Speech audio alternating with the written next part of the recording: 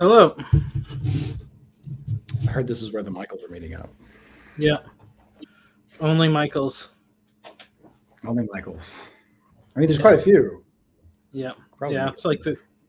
I think it was the most common name in the year I was born, and for other years around then. So yeah, when I look, if I remember correctly, and I probably don't, it's something like almost 100 years running, either top five or just straight up number one for most of that time. Yeah, yeah. yeah. So you I think work it's something like that. something like that. um, Probably juggle some things as this is going. Uh, I think it was from a tweet of yours pointing at what's his face, the Wheel of Time guy, which is like, and what, like a fan of that guy writing a book about him and the work. Like Yeah, here's a book about the philology engaged here or yeah, something, yeah, right? yeah. So I'm only maybe like an hour or two into it, but Into fascinating. the origins of the Wheel of Time book. Oh, yeah, Yeah, yeah. yeah. It was pretty good. Had you read the series, The Wheel of Completely Time? unfamiliar with it, Oh, right? okay. Uh, so for me, I mean, he sells it pretty well on why to like set this down and go read that stuff, but I Yeah. don't. You know, I get it, but I'm not gonna do it yet. I'm still drinking from a fire hose of like 14 other things, Yeah, so I hear you.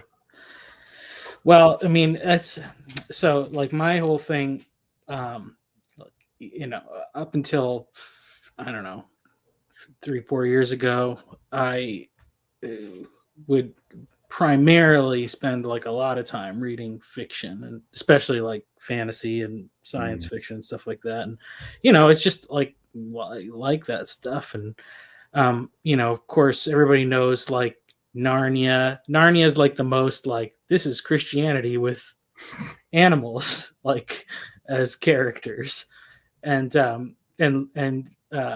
Lord of the Rings is like a little bit more opaque, but it's got all the stuff. So obviously everybody knew that, but like um, you know, once I started spending more time like watching all the PVK videos and things like that. And at some point I kind of went back and were like, like a lot of those things like that people pick up in Lewis and Tolkien, it's really in a lot of these other stories too. Sometimes intentionally, but I think even more just it's just a natural outflow.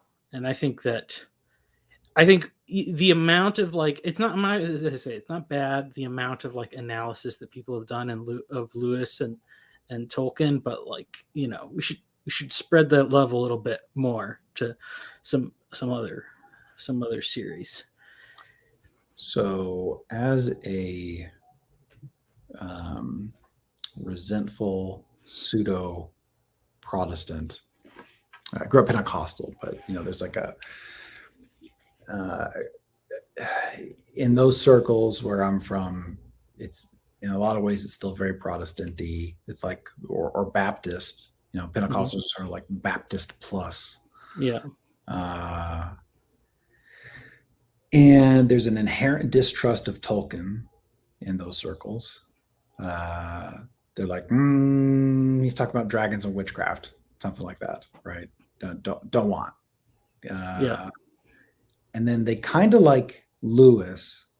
They like the Narnia stuff, but then if they were to actually read any of his more complicated works, then it's like I don't even know what he's saying. I don't know what's going on here, but it's really cool that he had a lion that's Jesus or something.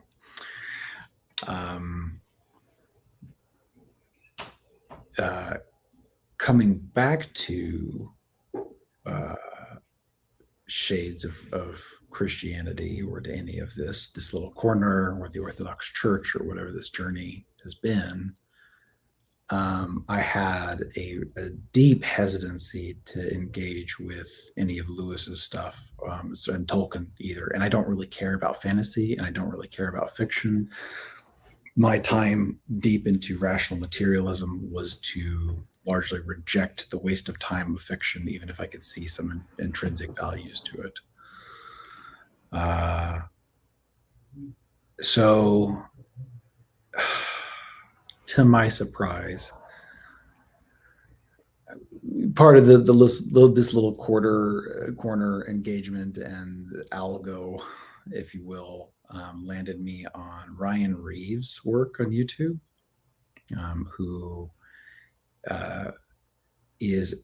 was like a Protestant professor at Gordon, I think it's Gordon College or something. Gordon College or is Gordon Conwell Seminary. They're connected.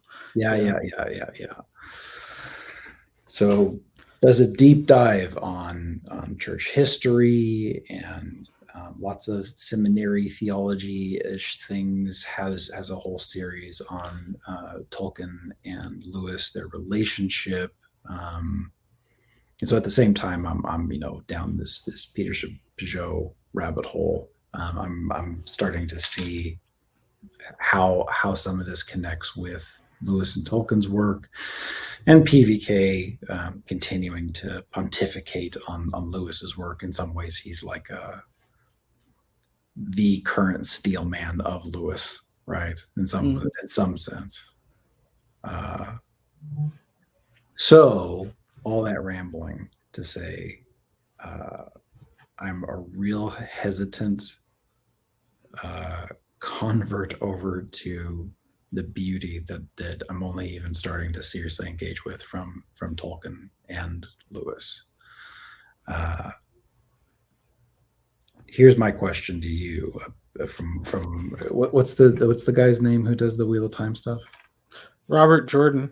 I mean, it was a pseudonym, but that's what the title under. But yeah.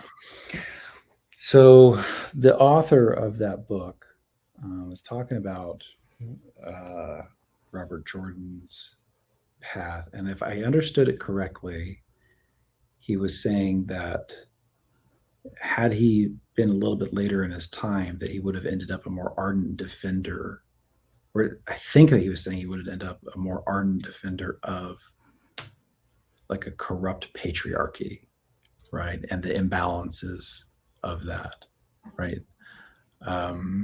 Did you understand that the same way?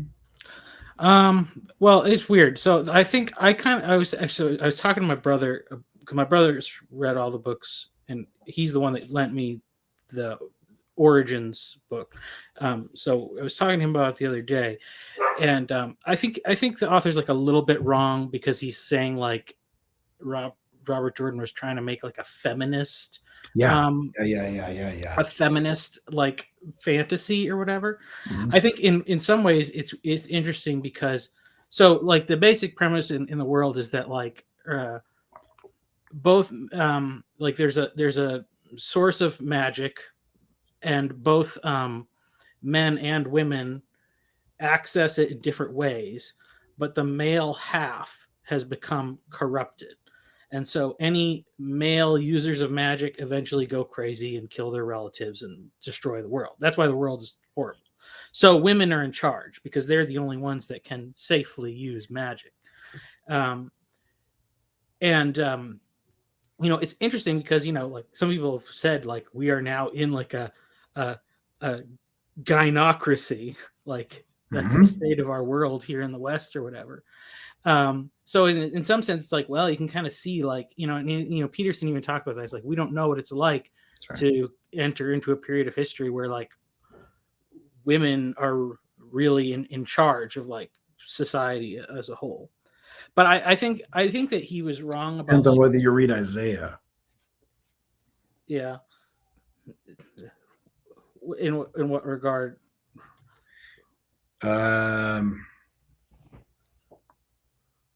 This is the nature of decadence, right? And inversion.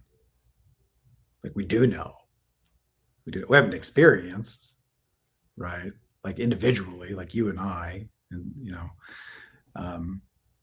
you might say something like those early on in the Bolshevik revolution, they got to see that real close, right? Or what that inversion's like.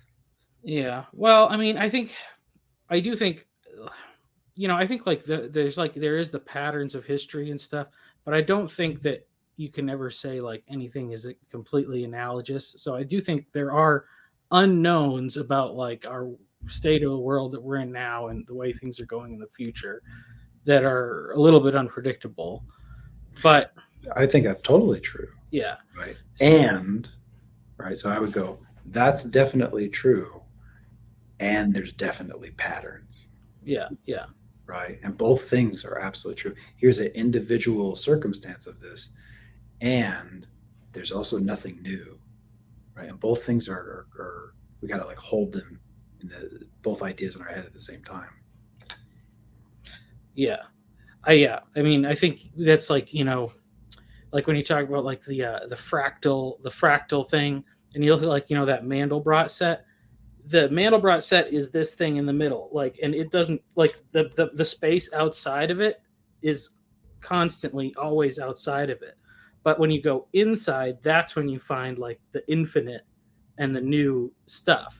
So like it's a weird like infinity that's like where it's always the same, but then it's infinite, so you're always discovering new things. But every time you try to like rebel against that, you just end up in the darkness on the outside, and then you're not even in it anymore. That's kind of one of the ways I think about it in that way of like, because say when people say like, oh, there's nothing new, it's like, well, obviously there are new things, Yes. we didn't have the internet. That's why you can't if you try to claim one or the other, you're wrong. Yeah. Right. It's this weird balancing of both truths, right? Where what you see, I mean, this is what Mathieu Peugeot tries to point out. He's like, here's these patterns throughout the Old Testament. It's trying to show you the nature of rebellion and obedience, right? It's this pendulum, right? So here's obedience to the highest good.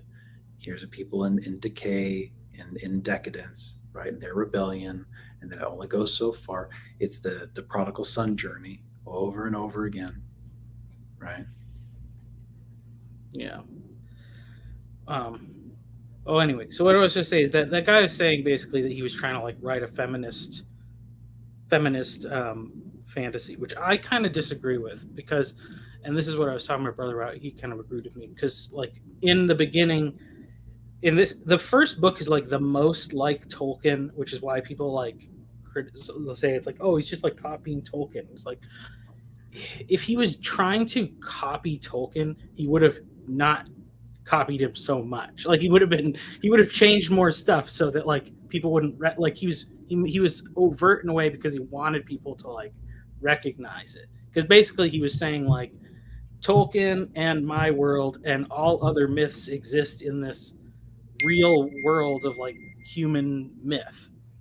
But anyway, so like the little area that the main characters kind of start in, it's kind of like the Shire in Tolkien's book. So it's like it's this idyllic little place, but it's different because like in Lord of the Rings, the Shire is where like the hobbits are, and they're kind of like a representation of like the good like English countryside, and like just living like this little simple cottage life. But in his little village, it's actually I think it's really like it's an ideal. It's a society that actually is ideal, and except for extreme circumstances, they actually kind of had everything all figured out. And it's funny because there's this thing where like their little society has like the men are in charge of some things and the women are in charge of other things, and they have their own little like a men's little council where the men talk about the men's issues, and the women's council where the women talk about the women's issues, and both of them at various points like talking about like to younger people about like being married and stuff, and they'll be like, uh, you know, most of the time, just do what you're, just give your spouse what they want. Like this is what both the husband or the wife are saying. Like, do what they want. Just keep them happy, and then when it's really important, put your foot down, and then they'll do what you say. And so the main thing of it is that what the man thinks is when the time when the man decides to put his foot down is the time when the women are like, just let him have his way. And when the woman says like, this is the important thing, that's when the man says, just let her have her way. So it's kind of like saying like that in their in the ideal roles, like it's not like, these arguments people have about like women need to be submitting to their husbands and stuff. Like if it's really working the right way, everybody's going to be the happiest. And like nobody's going to feel like they are because they're fulfilling their role. So so like the submission thing will happen naturally, but the woman's there to correct the man when he's really being an idiot. And then the man doesn't want to lord it over his wife. He is perfectly confident in her ability to take care of all the stuff that he just doesn't really care about. So it's kind of interesting. So that's why I say I don't think it's really a feminist thing, because I think that he saw that there is supposed to be like a balance between men and women, and that and the result of that is that you don't see it at the beginning, but over the course of the series, all the people from this little village are like the most competent and the most like skilled, but it's just because they like came out of such a healthy place. It's almost like, it's not like exactly like Eden, but it's like, what if Adam and Eve weren't the ones that ate the fruit, but it happened like 2 or 3 generations down the line, and then you had like, perfect humans and like corrupt humans like living in the same place, like the contrast or whatever you would have. So but it's interesting because I think he compares it also to like there's some other groups where they have like super rigid societies and like uber disciplined, and that produces like really high achieving people in certain areas, but it like also really sucks and has a lot of like crappiness. And he kind of is contrasting that. It's like, okay, well, like that's one way, like if somebody lives out in the desert, they're going to develop a certain extreme competency, and if they live under like a super rigid social order, they'll kind of achieve a sort of extreme competency in some other areas. But he's kind of saying, but if there was this perfectly balanced kind of thing, you could have it all. Like people could be competent and skilled, but also compassionate and caring for others and all this stuff. So anyway, that's what I say. I don't think it was really a feminist thing. Like, I think it's feminist in regards to like, a point in time where, when we were shipping kids off to war on a regular basis, like, but. So it strikes me, I'm in this, doing a Bible study with my church, and we're going over Genesis. So we're in Genesis 3 right now, and so you see the selfishness, right, and the self-centeredness of taking on our own discernment, our own mapping of good and bad, instead of this tree of life. Right. And so both in Adam and Eve, right, here's this taking of, and here's this self exaltation, right, self-importance. When Adam is questioned, it's the woman that you gave me. Yeah. It's the woman's fault, and it's your fault for giving me her, right? There's no taking on of these things. But in the we often within Orthodox circles in homilies and what have you, just within the larger tradition, iconography, blah blah blah. We're constantly grappling with a new Adam and a new Eve in Christ and in Mary, right? Where there's, instead of that self-centeredness, a self-sacrifice, right? And so yeah, the bride submits to the bridegroom, right? And the bridegroom dies for the bride.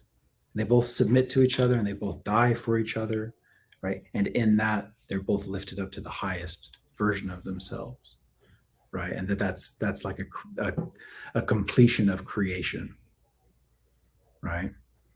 But and so anything that's outside of that pattern, right, ends up in some kind of excess. Okay, whether it's excess femininity, right, which turns into some kind of overkill grace without any order, right, where everybody's entitled to their own reality, or excessive truth and order, and it's super productive, right, but there's no joy, there's no forgiveness. It's just, here's the rules, right? So you could end up in either this communist or fascist paradigm of sorts, if either thing is unbalanced because the flesh isn't being mortified in love for the neighbor, right? Now, with all that said, if Robert, oh, I'm so sorry, what's his name? Robert Jordan really was listening to Robert Graves, that's interesting. That's very interesting. Because, like, this is a guy who went so far down the pagan rabbit hole that he left his wife and ended up with this girl who, you know, effectively was having, let's say, agencies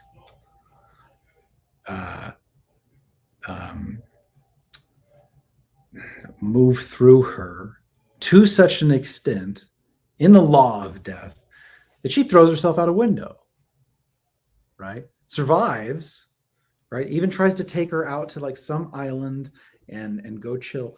Nope. Like there's constant dissatisfaction. They have a really hard time. And he's always, they find, you know, these deep esoteric pagan things like the white goddess, and even like this Trinitarian model of this white goddess and the different aspects of it. And they're like going to the depths of consciousness and spirituality without Christ as possible, exploring, trying to have this like creativity work through them to create good poetry, right? And they go mad. They go mad, completely mad, almost like Nietzsche, right? They lose themselves to it entirely. And so if you pay attention to Robert Graves' work, I don't know, man. I don't know. You could very well, the stance that he took, the interviews I've seen with that guy, it's not even so much that he thought things should be a certain way, but he would have said and did say in interviews how he could see this feminine spirit thing on this uprise, right? That he could remark on as a pattern that we've seen over and over again, and it always brings with it a certain kind of thing, because what it does is it's like a bringing of chaos to tear down something that was corrupt so that a new thing can be birthed, right? So if there is an extent where Robert Jordan, and I don't know anything about this guy really, but if he did see that as an important reality or something, there is some truth. There is some truth to seeing the way that the male embodiment and control became corrupted, at least in the West.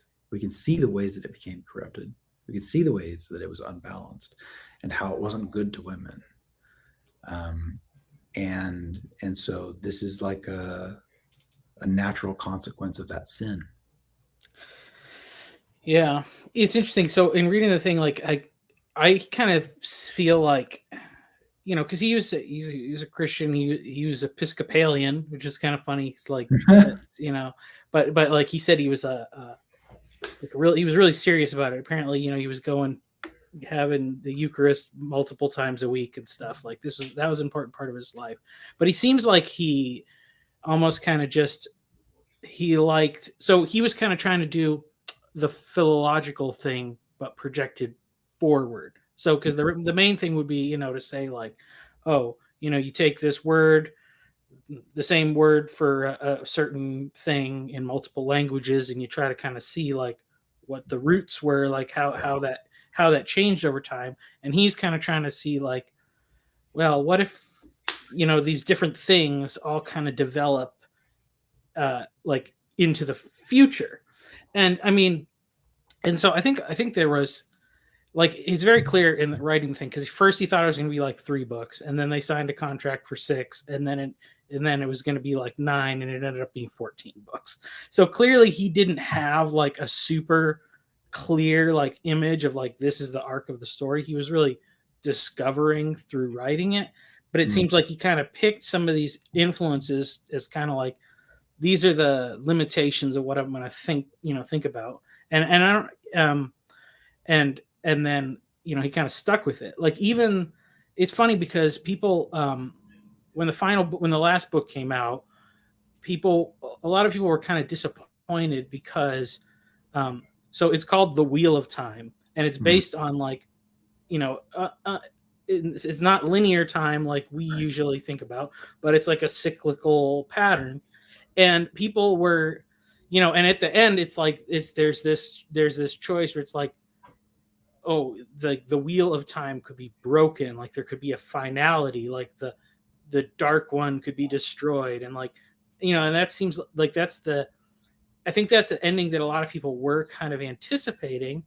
But it's like, no, he kind of stuck with it, and it's just like, no, the dark one just gets put back in his little prison, and then, you know, the pattern will repeat itself again. So it's like, and it's like, and I don't think he actually thinks that that's how history worked. It's like, what if he's thinking about like, what if it was that way, and he's actually, you know, writing along with it. And I think that's kind of how he's going with some of those other things too, you know, which, I mean, I think that's one of the reasons why fiction is so important, because it allows us to find some of the disasters in a alternate reality instead of just doing it in our own. You know, I mean, a lot of the problems has been like with like, if somebody had taken Karl Marx's, you know, Communist Manifesto and had written a fictional book about it, if somebody had written Animal Farm before the Russian Revolution, people might have just read that book and said, oh yeah, that Marx guy, his idea was crap, like, because this is probably what's going to happen. Unfortunately, that's not what happened. People took the idea and ran with it in real life before, you know, they really put the effort into to see where it could go wrong. So, you know, that's the kind of good thing about fiction, is that it kind of lets us, you know, it's not perfect, but it lets us see some of the faults in our own thinking. I think, you know, if you wrote a story about how you think things are going to work out, eventually you're going to kind of come to some dead ends, and then you're going to have to think, well, wait a minute, maybe I have to change something here. So that's. So, you know, we're talking about these little deaths that the male and the female, the bride and the bridegroom do, right, to be the highest form, the way they die for each other, right? And that say you can't really do that on your own, that something higher has to work through you in order for that to happen, right? We might look at that pattern and think of that as obedience, right? Here's participation in the tree of life and obedience. And so let's say that's good. And then there's proximity to the good, right? So you're either moving towards that good or moving away from that good, but there's only proximity to it. That's all there is. Here's pattern, and then here's like degrees of anti-pattern, right? And these things cause chaos and breakdown, right? Just like in a marriage, just like in any kind of relationship, whatever. And so here's like a pendulum, right? But let's say so here you got the pendulum, but the pendulum, when you're looking at it from your perspective, right, it just looks like a little U shape, right? But if you were to stand over it on top, okay, instead of just a simple back and forth, it probably has like a little bit of like a turn and kind of like right. It's almost like a little bit more like a circle, right, than it is just like a straight U. Right? But you have to see that from above to see it that way. And each rotation back and forth, the pattern's real close to the way it goes back and forth, but the way it moves to the left or to the right is just a little bit different. And so there's like a little bit different of a shape of a circle each time. And maybe it's like a thin circle or whatever, but it still gets to the end of the pattern in obedience, and then like away, which ultimately causes a return back to, right? And so I think in that sense that there's irregularity to a wheel. And this is also something like the hero's journey in some sense. And I think it's also what Nietzsche gets at in understanding an eternal recurrence, right? These wheels with, here's a fractal pattern, right? It's turtles all the way down with this. Here's these little wheels in your own life and this stupid stuff that you do over and over and over again. And you do it on bigger scales throughout life. And then your family does it. And then your community does it. And then the principality does it, right? And so here's all these little circles, and here's all these fractal patterns, and as it is within, so it is without, all of this. So what we're in is something like in a position to just notice where we're at. That's all we can do, just notice, right? And then on our own individual level, and maybe within our communities or whatever, maybe that prodigal son path of that pendulum, there can always be a return to the good at any point that there's a falling away from, right? There can be more light brought into the world to bring you back towards the good. But I don't know, this is also like in some way the inevitability of free will without the coercion of the divine forcing us to do good. Then we have choice. And even if you have everybody making the right choice, because maybe they learned their lesson the hard way, right? Everybody went on a prodigal son path, almost came close to nuclear war, and was like, oh, let's all go to church again. This was bad, right? A generation or two goes by and they forget, right? And because the free will continues to exist, they're going to have to make mistakes too before they fall on their face, some gravel in their cheek, right, and have to like run back crying to a father. Does that make sense? Yeah. Well, I think so this is the way I've been looking at. I'm going to be taking over a role at my church soon. My wife and I are going to be taking over the youth ministry there, and so I'm thinking about like, I'm going to have a chance to teach the Bible like on a regular basis. And the thing that I was actually thinking that the lens that I want to look at things through is the story of King Solomon. Because King Solomon is the wisest man who ever lived. This is what the Bible says. He's wiser than the guy that wrote about him. And I think, I would say Ecclesiastes, I think he's the one that wrote that. it really is the only one that makes sense. Um, and so, he asks God for wisdom. And then God says, because you've asked for wisdom, I'm also going to give you these things, riches and all this success and all this stuff. And we think that's like, oh, yay, he made the good choice. And so he got a prize. But when we look at Solomon's life, I think, and this is, I think, the experience of the person who wrote Ecclesiastes, you see, wealth and riches and success and all these things are not a prize necessarily.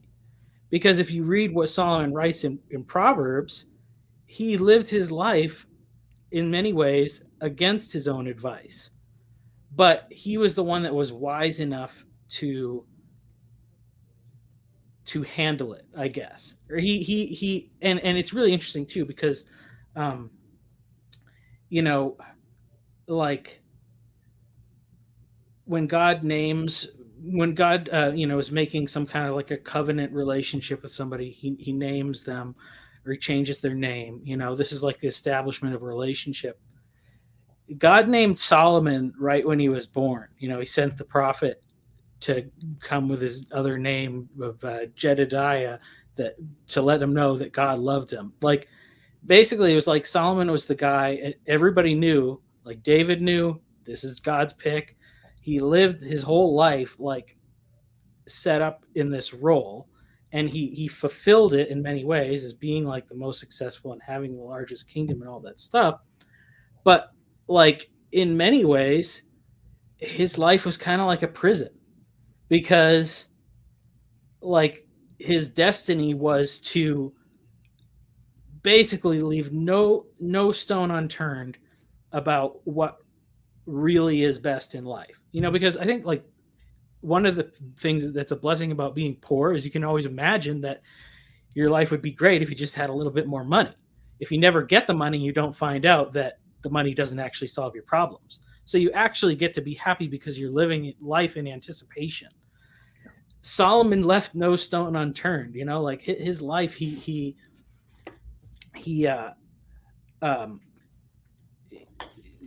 had all the stuff, all the women, all the riches, all the fame, and and at the end of the day, he's saying it's just like, this is meaningless. It's just serving God. That's the only thing is knowing the Creator. And so I think it's like God saw Solomon as like, he's the guy that he can put him.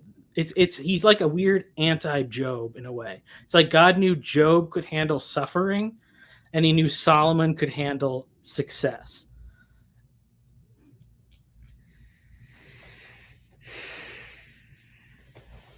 I don't know what to make of that, but I've also been thinking about Solomon a lot lately. Funny enough. Well, here's the main point. This is what I want to drive at. So, because when it says Solomon's the wisest person, and I think that like what that wisdom is like, he can really perceive, and he can see exactly what's going on. Like, and that story with him, like he's gonna cut the baby in half, and like we talk about like, oh yeah, he knew, like, yeah, because if he says he's gonna cut the baby in half, like that, the true mother will reveal herself. But if you really think about it, like that's a crazy story, because he actually saw that woman whose baby actually died and thought she would be willing to let that innocent baby be cut in half. Like, that's the thing that he perceived about that situation. Because if you put most people in that situation, everybody would say, no, don't cut the baby in half. They would both say, no, just make a decision, figure out a ruling, do something else. Like, that was like a 1 in a billion chance, like that would work. So his ability to like see that would work, like he pegged those people, like he knew them. And so my thought is like, that's as close as a person could get to being omniscient. And so if you think about like the person that's like the closest to like knowing exactly what people are going to do in any given circumstance, and he kind of does stuff that's a little crazy and says things a little crazy, it really, to me, puts in perspective a lot of the other stuff. Because then when you think about like, why did God put them in the garden and he gave them this one tree and he said, don't eat of the fruit? Like, why did he set it up that way? Or why did he put Abraham in that situation? And like, I think,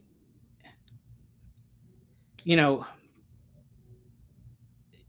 it, because I'm seeing like as that he's not um, damning a lot of these people that are in these circumstances. I think he had a plan for redemption. Like even with Cain and Abel, like I have a strong disagreement with the way that story is portrayed a lot of times, is that like Cain is just the bad, like because God put a mark on his forehead, like to protect him because he had plans for him. Like he had a plan to redeem Cain. Um,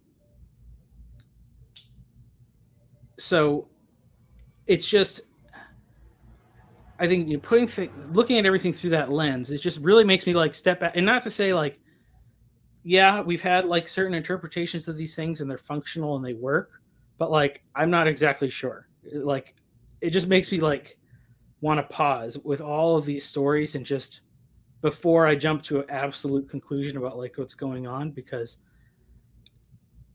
I know the limitations of my own knowledge, and like and it definitely gets rid of the bad like, oh, like God cares so much about people eating this magic fruit. It gets rid of all that nonsense, like the bad arguments. Like no, there's something a lot more serious and sophisticated going on here. So anyway, that's the why, how Solomon's been going over in my mind as I think about it. So things that come to mind for me, one, to add an anecdote about Cain that maybe will tie in later. We'll see. I'm just kind of seeing where this leads me. When Peterson points out something like the spirit of Cain is like the resentment for the existence of being. I know like real well what that's like. And I let that void consume me. That's what Nietzsche points out with resentment, right? It's to be in bondage to resentment, right? And so within the Christian tradition, we understand how that leads to death, let's say, and it's a participation in a law of death or a law of sin that leads to death. So, okay, good, fair. And Christ defeated death.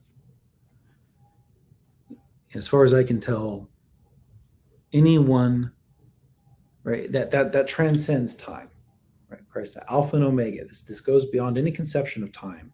And that anyone that meets death, there you find Christ. And if there is repentance, if there's any a part of you when in meeting death where you find Christ, where there is, he's not going to coerce you, he's not going to force you, right? But if there is repentance to him, right? If there's a turn to Christ, then I think that there's a lot of grace there. All that said, another thing that comes to mind with Solomon is that David before him, right, marks something like the moon versus Samson as the sun, right? Here is a corruption of a man in Samson and the breaking down, and the breaking down sets forth a new dawn, right? And we get to David and the highest peak of man, but the man begins to fall. It's like a moon on its way. So here's the moon and the sun, right? Here's these cycles of sorts. With Solomon continued on that moon path, so to say, and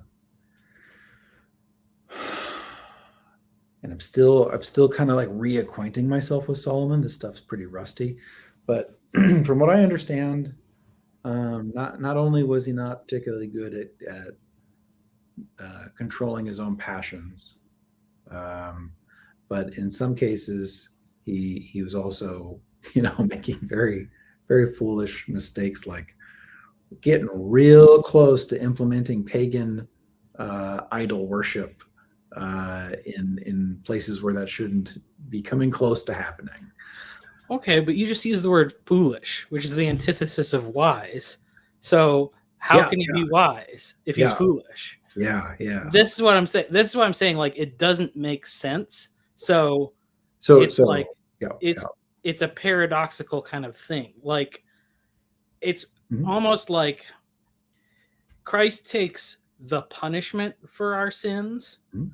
Like, um, we understand that. But the thing is that when we repent, we understand. Like, we don't say like, "Oh, I'm so glad Christ, um, I'm forgiven of my sins," but they sure were fun. No, because we actually realize that, like, when you sin, you're deceived. You think it's going to be fun. It's not fun. It's bad. Solomon took I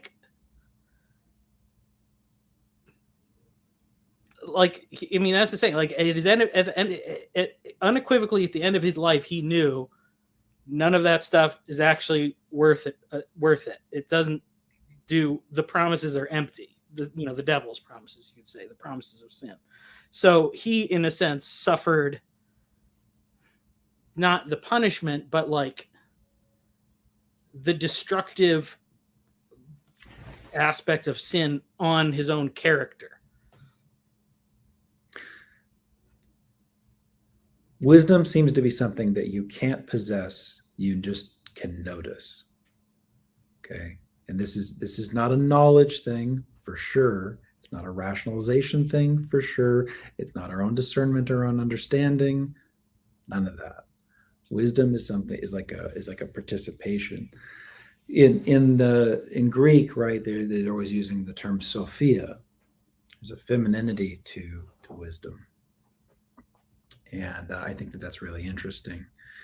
And it's one of the contested points between something like the Masoretic text and the Septuagint. But I think, to the best of my Well, knowledge, in that's Proverbs 8, wisdom is personified as a female. That's right. in all of them. So with that, one of the things that I think is probably true, and in this Genesis Bible study that we're doing, I'm going back to these daily readings that the church participates in the Orthodox Church, and what they do is near the beginning of Lent, they grouped together Genesis, Isaiah, and Proverbs, right? So because Isaiah and Proverbs, in some real sense, function as a commentary on Genesis, right? And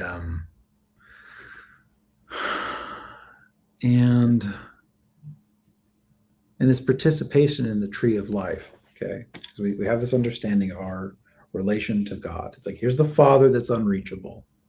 Here's the Son, which we experience, and everything we know of the Father happens through the Son, right? And then there's the sense of God in which we participate in, right? And the Holy Spirit. These are things that are noticeable, right? You see them, right? It's not of your own understanding. You don't understand why that works that way. It's not rational. It's a mystery, but you notice it, you see it, right? So even the capacity to see that, to experience light, which gives sight, is something like bearing witness to wisdom, right? And we are the bride, right? And as the bride, right, this feminine thing that we participate in to the bridegroom, right? The femininity there, and the femininity of wisdom, because it's not our wisdom, it's not your wisdom, it's not your own understanding, right?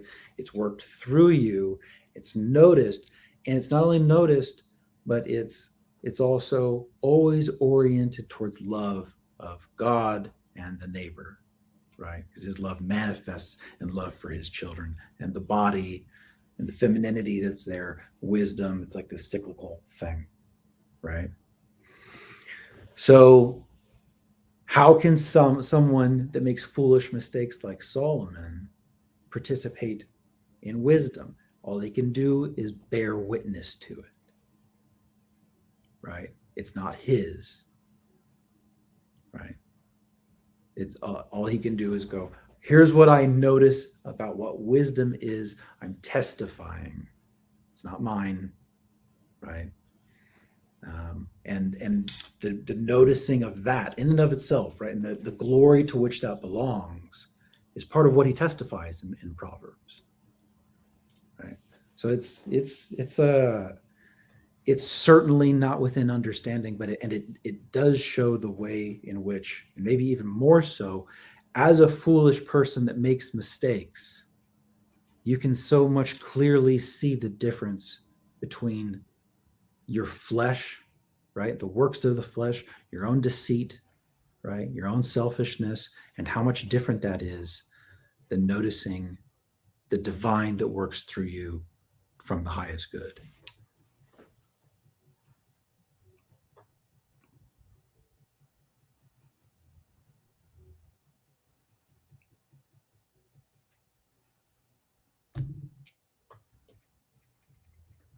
Yeah.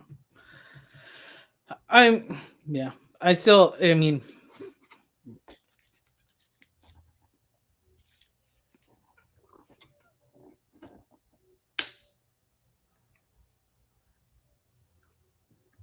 I guess the thing that is like, this is what I'm noticing, this is that, you know, like in God's redemptive plan, like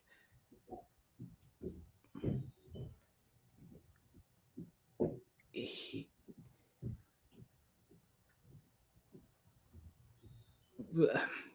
you know, we put when like, and why does like God let us fail and stuff? It's because, you know, to go back to like the thing of the prodigal son, the problem with the story of the prodigal son, the problem is that both sons misunderstood the father and his love, and the Yeah. one,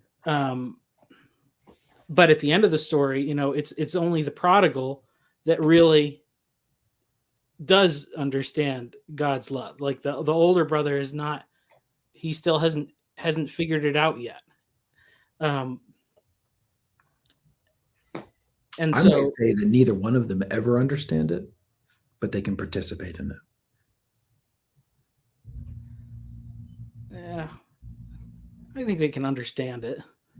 I mean, you understand it. Well, this is the thing I like say, like it's like the woman that breaks the puts the perfume on Jesus's feet. She loves much because she's been forgiven of much. And you know, obviously, and the thing that you say, like, you know, as Paul says, like, we shouldn't sin more so that more grace will abound. We don't need to do that, because really the only thing for us to Yeah. discover Yeah. is how we have already and constantly do, you know, reject God in favor of idols. And you know, so even the son that, you know, does everything the father wants, Mhm. he's not doing it because he loves the father. He's doing it because he, Yeah. you know, enjoys being the good son, or because he's afraid of punishment or whatever. But Well, whyever he did it, there's reward in that, right? He participates in the fruits of that labor.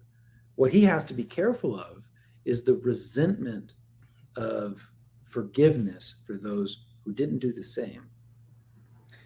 well, but there, I mean, there is there reward, or is that righteousness a righteousness that's a filthy rag, you know, because it it's Not even not the riches. It's like, look, you obeyed, and in your obedience, right? Is this relationship? You know the Father. You get to spend time with the Father. You have the like, yeah, sure. There's like material good that maybe comes along with that, maybe, but more specifically, you continue to have a relationship with the Father, right? It's but we have to participate. We have to with the Father and participate in His love for those who return, right? It's like, oh, it's the 11th hour, and you were here since the first, rejoice and participate in the praise and the gratitude for those who would even return at the last minute.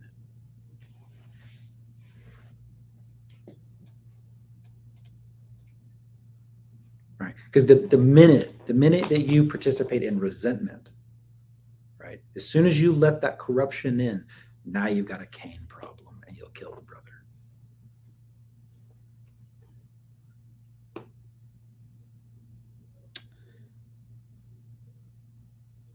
Yeah.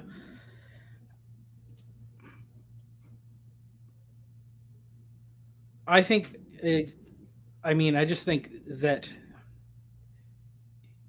you don't get there until God opens your eyes. That's the thing. It's not, I don't Yeah. think it's anything that we do. So, that's why, our obedience, it's one of the problems I have a little bit with systems that rely too much on tradition, is that tradition itself can it can teach a form of participation that outwardly, others will affirm you're doing it the right way, and you can, by whatever measurements, believe you're doing it the right way. But if you haven't unseated the idols that are on the throne of your heart, Mhm. you're not really doing it the right way. And and that that realization, I think you can't. So this is what I say. I can't I can't stop being a Calvinist. So I see participation as something that happens after God has done a redemptive work in us. Yeah. Before that, Right. there is like the actions are not. It's not to say it couldn't help someone arrive at that point, but like, Well, remember, you did not choose me. I chose you. yeah, Right. Like, it's not by our own discernment. It's not by our own understanding. It's not by our own power. Right. Which, once you realize just how much you're absolutely not in control of any of this, it's only to cry out in mercy and helplessness. Right. And I spent 45 minutes talking about cherubim with my mom yesterday. My mom's still a Pentecostal, right? Deep Pentecostal, but beautiful heart, and spends a lot of time in Scripture. And so we were talking about that, and it's like, okay, so here's this idol building process that happens, right? Adam and Eve in their rebellion, they separate. Here's a tree of good and bad, and they build an idol. And now they're separate and they're covering themselves, and they've disconnected or created space between them and just participation in a tree of life with God.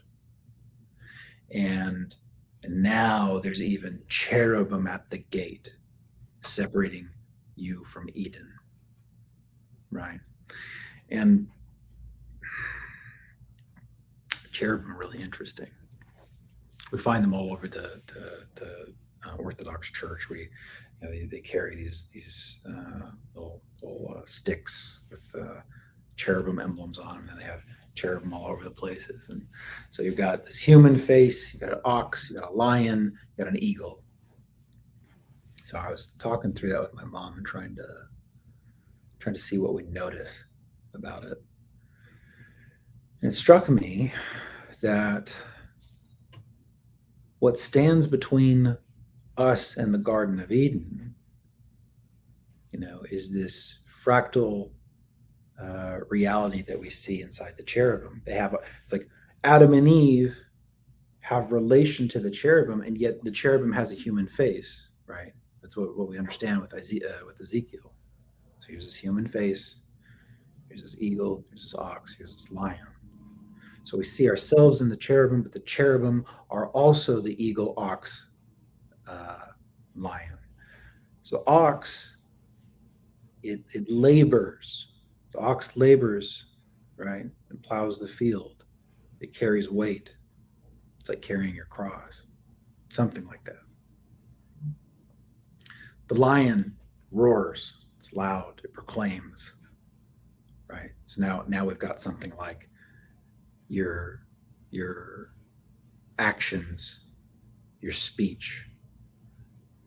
And then in the eagle that soars above, that's dealing with the wind, right?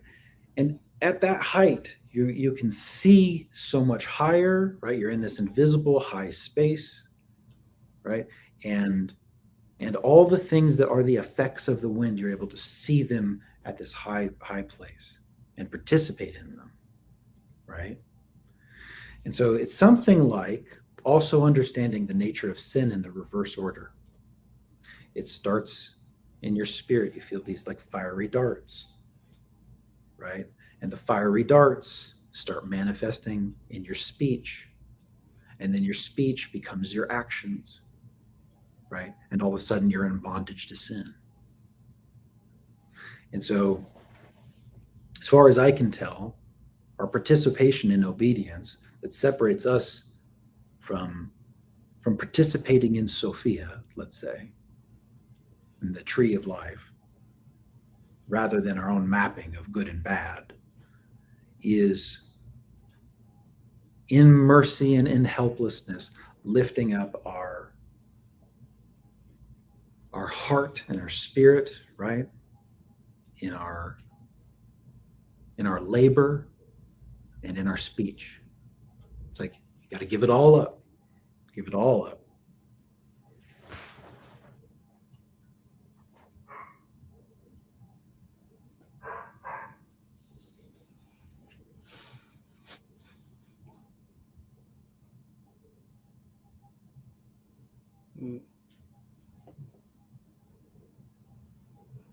I'll probably have to watch it again later and think over what you're saying more. I mean,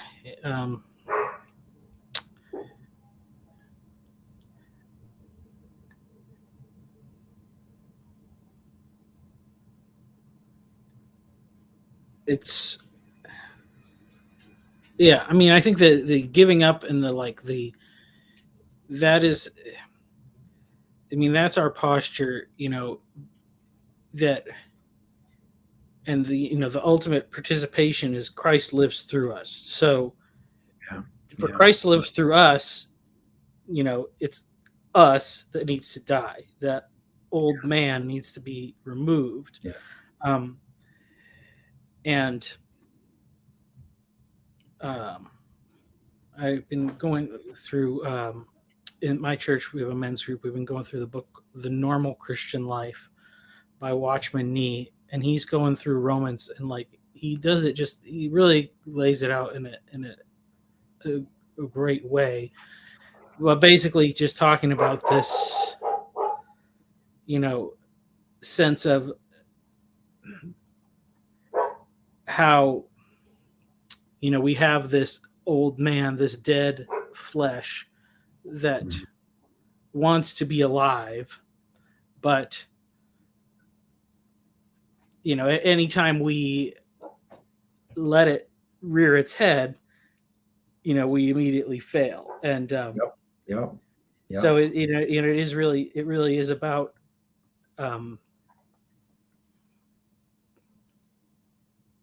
just putting that aside to let Christ live through us. That's right.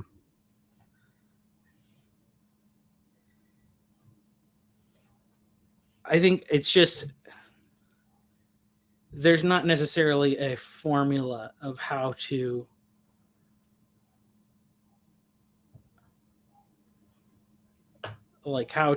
achieve that. It's, I agree. It's but whatever we know about it is through the Son, right? It's in mortification of the flesh. There is an aspect of it that we know, right? It's only through the Son. That's the only way that we can experience and participate in. It's only through the Son. right? It's through the example of Christ. And Paul tries to help point us there, right? And we can't grasp it. It's out of reach, right? We can only point at it, right? That's about the best we can do, so we can point at it. And there's not, I don't, it's not, it's kind of some kind of transubstantiation, something, or penal substitution, rather. If I do this, if I do these things this way, then I'll get this, right? If there's any corruption to this at all, if it's self-serving in any way, shape, or form, if it's not like a full mortification of yourself, all that you are, you're lukewarm and you get spit out. You have to be completely moldable, right? You have to be heated up so much that you're moldable to Christ. That's the only way. Yeah. I think a lot about. I wish I remembered his name. So he says to Jesus, "I believe. Help my unbelief." Mm-hmm. Mm-hmm. Right. Like, what do you mean, help your unbelief? What does that mean? We can't rationally understand that, right? But it's just a helpless asking for mercy, because you're clearly not in control. Well, yeah, I mean, yeah, that's it's like, it's interesting, because like, it's weird, like, because like John Vervaeke talks about the thing of like, you can't choose to believe things or whatever. Like, say, when people say like, just believe, you can't do that. But yeah. Belief is like the understructure. But it's weird, because I think, but there is, or I actually say like, that maybe it's understanding more of the difference between belief and faith, because I guess faith is is trust, and it's trusting that something is true, even sometimes in the face of evidence to the contrary. Yeah. Because if you don't have, if you're just 100% convinced of something, that's not really faith, that's delusion, or it could be delusion. If you could be 100% convinced of something that's not true, and then that's delusion. But faith is to act in the presence of uncertainty, hoping, trusting that God's word is true, and that he's there when he says because it says he's there, even if you don't feel like he's there, or something like that. So I mean, I think in that sense, it's like, help my unbelief is just an admission of how that it's a like, faith is a choice that we have, but it's a choice that we still need help to be able to do. We can't. Yeah. You can't do it by willpower alone, I guess. Well, I think that I'm a little Calvinist in this way, where it's like, you have no good in you. All of that good is from the Father and is worked through you. You own none of it. On your own rationality and your own discernment and your own strength, you have nothing but the law of death in you. That's it. Right? And so, oh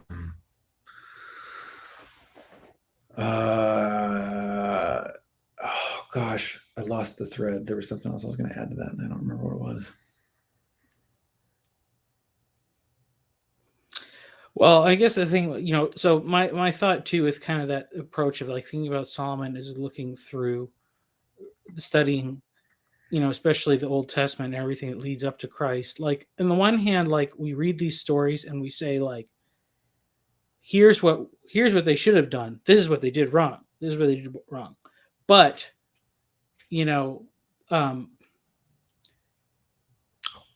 but God like allows this stuff, like, and that is part of his plan, because like, and I made a little video talking about this at one point, or like with David, when after David sins with Bathsheba, and the prophet comes, and it's like, and he says like, "You're the man." And it's like, oh, now I understand. He had this blind spot. And my thought is like, David is a shepherd. He was off there with the flocks. People talk about like how is he was like, oh, he was overlooked when Samuel came looking for the king. I don't know if he was overlooked. I don't think being king is a good thing. If the only king you had was King Saul, you wouldn't think being king was a good thing. I wouldn't want it for my son. Most people wouldn't want it for their son. So I almost feel like Jesse, leaving David out in the flocks, it's kind of, that's the pattern of the patriarchs. The youngest is always their favorite, Joseph is the special one. So I almost feel like David was being groomed, and that's why he was off in the flocks. And his love for those sheep, that he would put his own life in danger for to protect those lambs, with fighting off bears and lions and things like that. And he had that, I think he had that same kind of love for his sons. And the love of fathers for sons is very evident in all the history prior to that. But he didn't understand the love that a husband could have for a wife. And until he hears that story, he didn't realize because that's the thing. That's his kind of his shady thing. He's a womanizer. It's like it's talked about like Abigail was a great woman. Like she should have been a good queen. It says he married Abigail and some other woman. He just saw women as like things to collect. And until that happens, it's like he didn't understand like, oh, you could love a woman, the same way, that's the way Christ loves his bride. David didn't understand how Christ loves his bride. He understood how the Father loves his Son, but I don't think he understood that until he was confronted with that thing. And so it's like, but how can he really know it and understand it without like screwing up and having this whole thing? So that's just to say, like, I think when we put too much emphasis on like, well, I mean, people are just going to be rebellious no matter what. But when we put like too strong of an emphasis on just avoiding, like, make sure you don't do this one sin or whatever, like,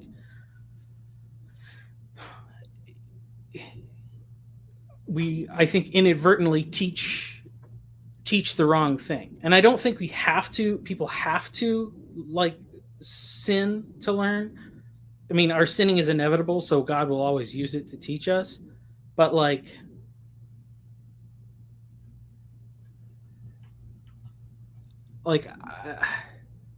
I feel like the hope of Christ's redemptive plan is that like the Father really screws up, and then he helps his Son to not screw up.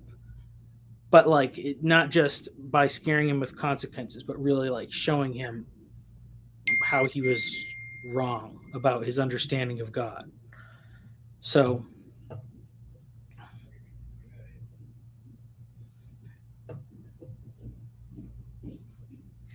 I had a thought of belief from earlier. So it really strikes me that the word is kind of telling. Be, live, right? Like a being as such. The manner in which you live in the being as such. It's almost like presuppositions in some way, right? Like that's maybe the rational model that is most similar to this. But it's something that is so foundational to how you see that you live in that state of being, right? That's belief.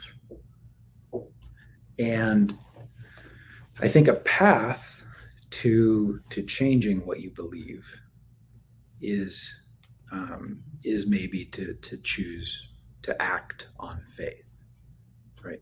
So at the conference we were talking about Karate Kid and Mr. Miyagi, right? The wax on, wax off, right?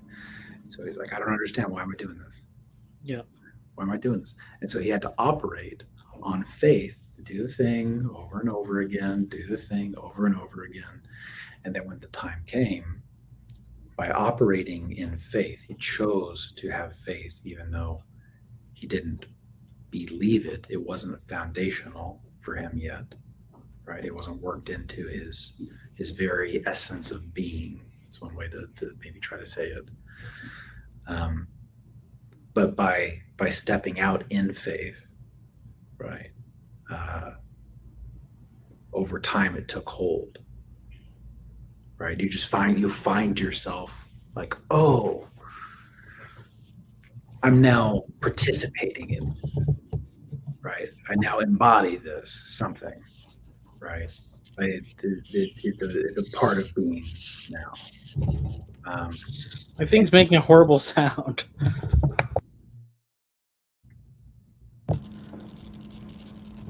Let's see.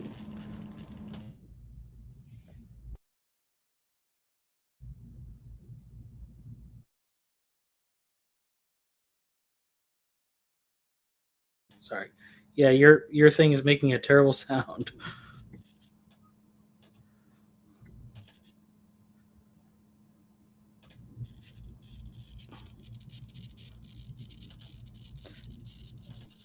Well, yeah. I'm assuming if other people can hear that, it's not pleasant to listen to, but it's about the time when my rest of my family is supposed to be home. So we will chat again sometime. You should contact me on Discord or something. So yeah, we can get lunch or something sometime. So good to talk to you. You too, sir.